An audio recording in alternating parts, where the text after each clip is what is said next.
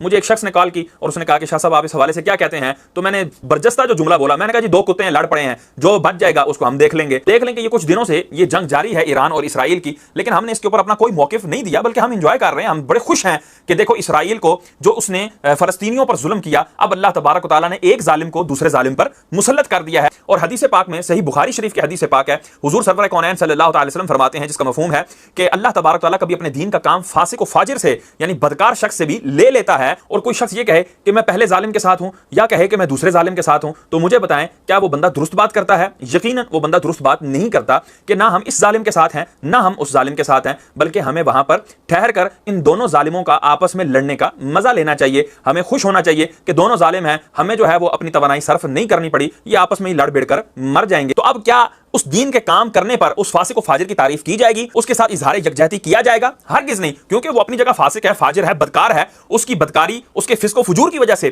ہم اس سے بھی تعلق نہیں رکھیں گے، لیکن جو دین کا کام ہو گیا ہم اس سے خوش ضرور ہوں گے کہ دین کا کام ہو گیا۔ دین کے کام ہونے پر ہمیں خوشی کیوں نہ ہوگی؟ بالکل خوشی ہوگی، لیکن ہم اظہار یکجہتی نہیں کریں گے۔ تو اگر شیعہ اٹھ کر یہ کام کر رہے ہیں تو اس میں ان کے ساتھ جو ہے وہ اس انداز کی جو ہے وہ یکجہتی کا اعلان کرنا کہ بالکل ایمان و کفر کا جو ہے وہ اختلاط ہو جائے اور جو ہے ایمان و کفر کی جھپیاں ڈلوا دی جائیں، تو یہ کہاں کا انصاف ہے؟ کوئی شخص امام حسین کی محبت میں اور قاتلان حسین کے سزا کی خوشی میں کیا یہ کہہ سکتا ہے کہ میں مختار سقفی کے ساتھ ہوں، میں جی مختار سقفی کے جو ہے نا وہ قبر پر جاؤں گا، فاتحہ کروں گا معاذ اللہ، اور اس طرح کی باتیں کر سکتا ہے؟ تو وہ یہی کہے گا مختار سقفی بھی مردود تھا اور قاتلان امام حسین بھی جو ہے وہ مردود تھے، یہ بھی ظالم تھا وہ بھی ظالم تھے، تو اللہ تعالیٰ نے ایک ظالم کو دوسرے ظالموں کے اوپر مسلط کر دیا۔ تو یہاں سے بھی ہمارا موقف بالکل واضح ہے، اس میں کوئی دو رائے نہیں کہ ایران نے اسرائیل پر حملہ کیا تو ایران فسق و فجور سے بھرا ہوا اور شیعت کے ساتھ ارتداد کے ساتھ بھرا ہوا ہے، تو ان کے لوگوں کا اسرائیلیوں پر حملہ کرنا۔ مجھے ایک شخص نے کال کی اور اس نے کہا کہ شاہ صاحب آپ اس حوالے سے کیا کہتے ہیں؟ تو میں نے برجستہ جو جملہ بولا، میں نے کہا جی دو کتے ہیں لڑ پڑے ہیں، جو بچ جائے گا اس کو ہم دیکھ لیں گے۔ کیا آپ پر فرض تھا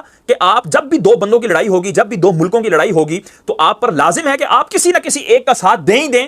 کیا آپ پر یہ قرآن نے لازم کیا، حدیث نے لازم کیا، اجماع صحابہ نے لازم کیا، اجماع امت نے لازم کیا؟ یہ کہاں سے فرض آپ نے سمجھ لیا؟ یہ کہاں کا واجب آپ نے سمجھ لیا؟ یہ کہاں سے آپ نے بات گھڑ لی کہ بھائی ایک کا ساتھ دینا ہی دینا ہے، لہٰذا اگر تم شیعوں کا ساتھ نہیں دے سکتے تو پھر آپ اس یہودی نتنیاہو کا ساتھ دے دو؟ تو بھائی کیا لازم ہے کسی ایک کا ساتھ دینا؟ قرآن تو کہہ رہا ہے کہ یہ ہم نے ایک ظالم کو دوسرے ظالم پر مسلط کر دیا ہے۔ اور فضیل بن عیاض کا میں نے کال پڑھ کے سنایا، وہ فرماتے ہیں کہ بالکل بیٹھ کر تماشا دیکھو کہ یہ کس طرح آپس میں ظالم لڑ رہے ہیں۔ اگر اس گھر کی معرفت کے لیے علم شرط ہوتا تو میرے مولا حسین علیہ السلام کی شہادت کے لیے اس وقت کے جو مفتیان تھے انہوں نے فتویٰ دیا تھا۔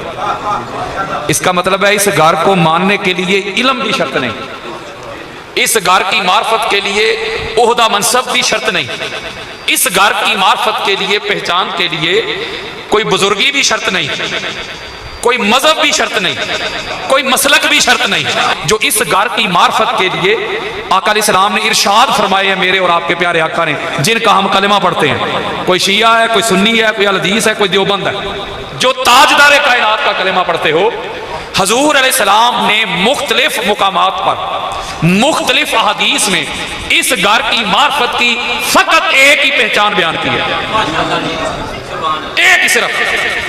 مختلف احادیث کو میں جمع کروں تو اس کا مفہوم میں آپ کی محبتوں کی نظر کرنا چاہتا ہوں۔ شیعہ سنی سے ہٹ کر بغیر کسی مسلک کا لیبل لگائے، بغیر کسی مسلک کی پہچان اپنے سر پہ سجائے، میں دنیا بھر میں دعوت دے رہا ہوں لوگوں کو، دعوت اللہ و الی الرسول، قرآن اور مصطفیٰ کے فرمان کی طرف لوگوں کو بلاتا ہوں۔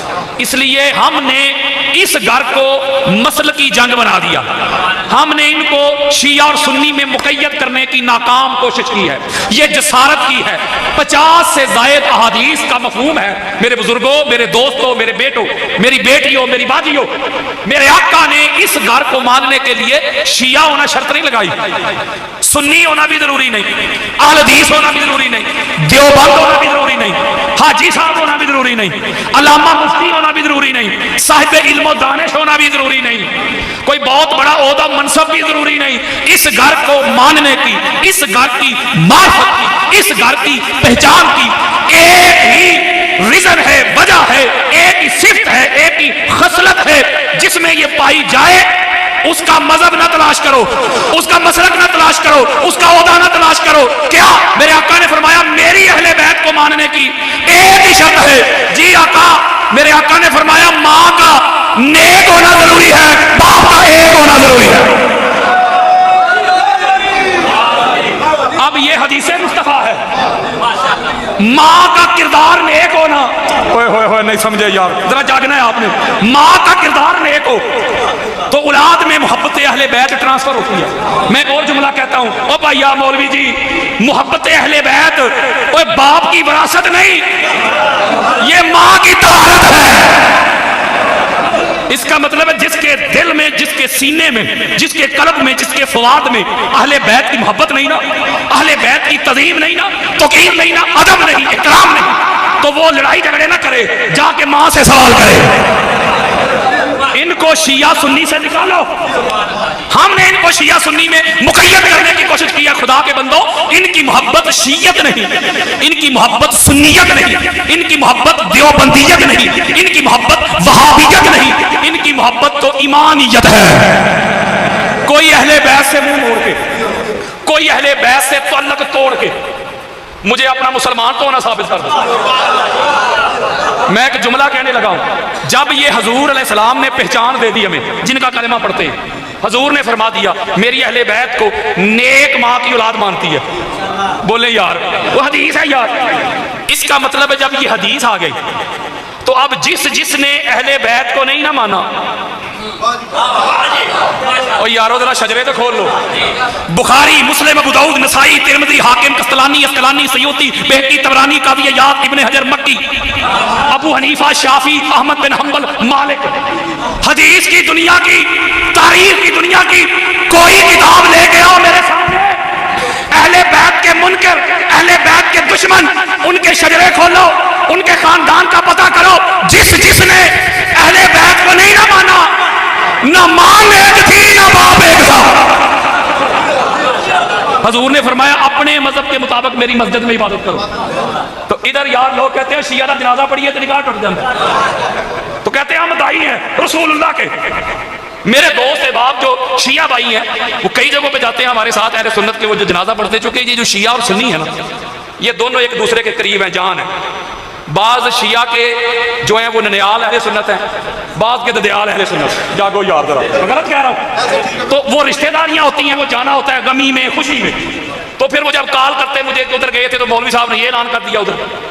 میں ایک جملہ کہتا ہوں, بڑی خاص بات میں تبلیغ کر رہا ہوں ہاتھ جوڑ کے, اس کو پازیٹیو لینا, نیگیٹو نہیں. میری بات کو کوئی مائی کا لال رد نہیں کر سکے گا, چاہے کسی کے بڑے قبروں سے بھی نکل کے آ جائے. میں بڑی خاص بات دینے لگا ہوں. وہ کہتے ہیں کہ نکاح اس لیے ٹوٹتا ہے شیعہ کی نماز جنازہ ادا کرنے سے, یہ صحابہ کے گستاخ ہیں. میں ایک سوال کرتا ہوں سیدھا سا, کوئی مشکل نہیں, مقام اور مرتبہ صحابہ کا زیادہ ہے کہ یا رسول اللہ کا؟ ذرا بولو یار. حضور کا. بات خدا بزرگ تو یہ قصہ مختصر, حضور صاحب سے افضل والا ہے, بولے نا یار. اس کا مطلب ہوتا ہے حضور افضل ہوئے, حضور کا محب بھی افضل ہے, اور حضور کا گستاخ بھی ہر گستاخ سے بڑا گستاخ ہے. بات ہی نہیں سمجھے یار. یعنی کہ صحابہ کرام سے حضور افضل ہے. اس کا مطلب ہے جو حضور کی گستاخی کرے, دو بندے ہیں, ایک حضور کا گستاخ, دوسرا صحابہ کا گستاخ. اس کا مطلب ہے جو حضور کا گستاخ ہے وہ صحابہ کے گستاخ سے بڑا گستاخ ہے. نہیں سمجھے یار, بڑا جرم ہے نا. جو حضور کا گستاخ ہو, حضور کا بے ادب ہو, وہ بڑا گستاخ ہے نا. بولیں مجھے بتائیں کسی ملا, کسی ملوانے نے, کسی مفتی نے آج تک کوئی فتویٰ دیا ہو کہ حضور کے گستاخوں کا جنازہ پڑھنے سے نکاح ٹوٹ جاتا ہے؟ بات ہی نہیں سمجھے یار.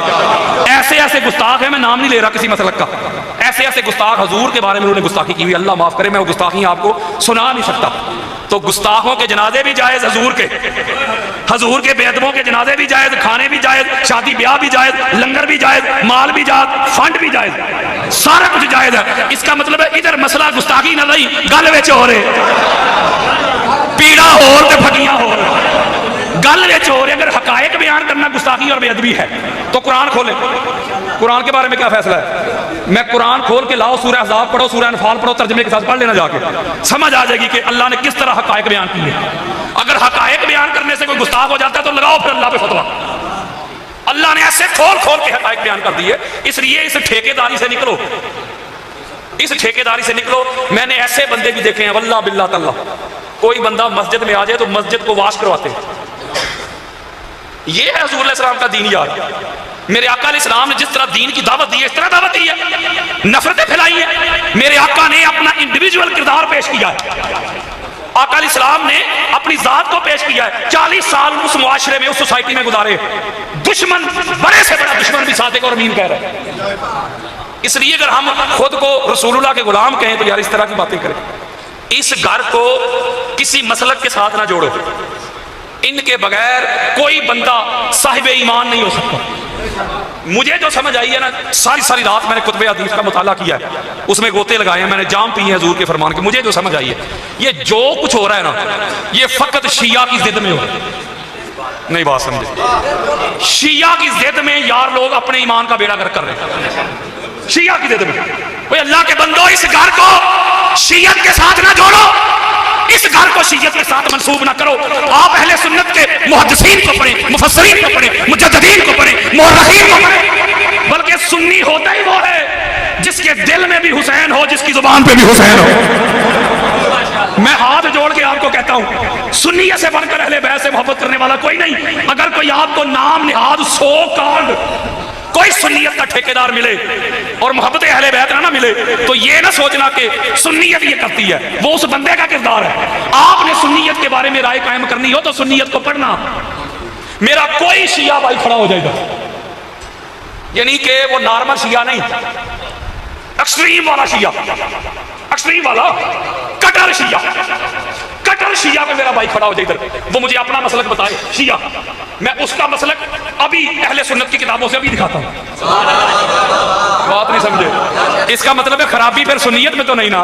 بولو یار، سنیت کو پیش کرنے والے جو ہیں، سنیت کے جو ریپریزنٹر ہیں، جو اس کو ریپریزنٹ کرتے ہیں، اس کا مطلب ہے وہ اس کا چہرہ مسخ کر کے وہ لوگوں کے سامنے سنیت کا چہرہ مسخ کر کے پیش کرتے ہیں، جس کی وجہ سے جو اہل بیت سے محبت کرنے والے ہیں، جو محب ہیں اہل بیت کے، ان کے دل میں میل آتی ہے سنیت کے بارے میں. میں ہاتھ جوڑ کے کہتا ہوں، سنیت کے بارے میں میل نہ لانا. سنیت کے بارے میں رائے قائم کرنے سے پہلے سنیت کو پڑھنا. اور جب میں دوسرے اسٹیج پہ ہوتا ہوں، ان کو بھی ایک پیغام دیتا ہوں، ان کو بھی کہتا ہوں، آپ نے جب شیعت کے بارے میں رائے قائم کرنی ہو تو کسی شیعہ کو دیکھ کے قائم نہ کرے رائے کہ شیعہ ایسے ہوتے ہیں. شیعت کو پڑھیں، فقہ کو پڑھیں.